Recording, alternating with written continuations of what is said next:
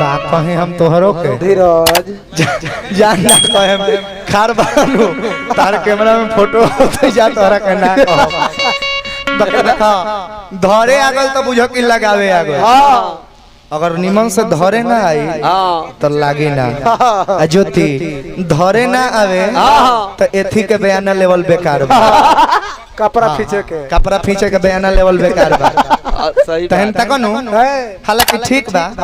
बढ़िया बा हाथ से अच्छा वाशिंग हमनी के तो कोनो दिक्कत नहीं खे हाँ बुआवा है सबसे पूछा एकनी के वाशिंग मशीन नहीं खे हाथ ही कपड़ा खींच जियान को ना जी हाँ जी प्रदुमन जी तो हालांकि वाशिंग मशीन लेके घूमता है मर्दवा एक दिन अपने में लड़े लगल लोग काहेला ई कहत रे कि रे ते पक्का छेछरी हो गइल बा कैसे ई कहले कि हां ई कहती है कि तू कम झप खेलत र काए घर हाँ ई कहले कि कैसे कैसे तो हम देखते नहीं खे जहां तहां वीडियो कॉल पर मॉडल से या नचनियन से अझुराई रहत रह तहरा के हम नहीं जानत का त इहो कहत रे कि रे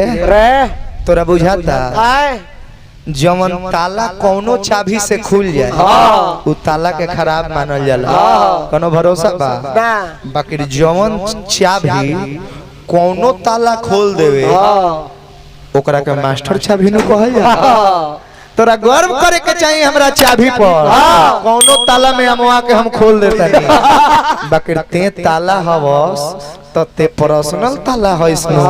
हम मास्टर चाबी हम कयो गो खोली बाकी तोर ताला हमरे चाबी से खुली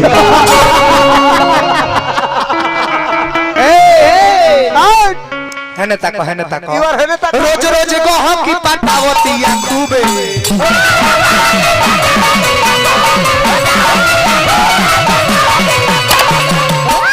रोज रोज गह की पटावतिया खूबे ढोढ़ी बखाल इतना सारा लइका डूबे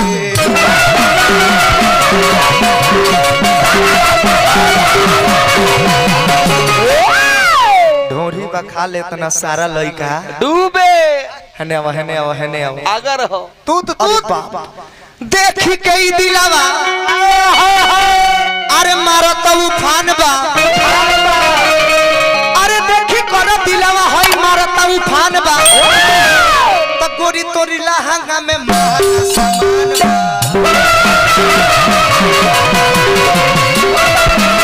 हने आवा देखा तब मायदा लेखा उजर उजर मय जहां तहीं है हन तक तो प्रदुमन जी अपना नचनिया का प्रशंसा करता रह एक ओजन देखला है कि ना 73 किलो ओजन है आहो 41 किलो के लड़की लेके भागल बड़ा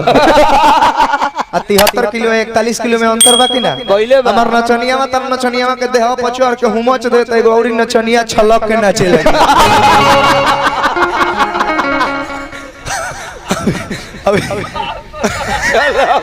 देखा हम गलत ना कहीं ओकरा में उतना सहन शक्ति बा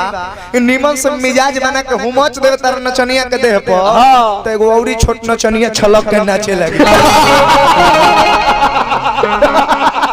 अरे कि मुंह मुस्कान आ तोहर देहिया जवान बा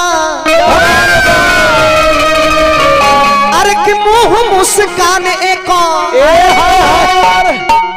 अरे देहिया जवान बा तो गोरी तोरी लहंगा में महंगा सामान बा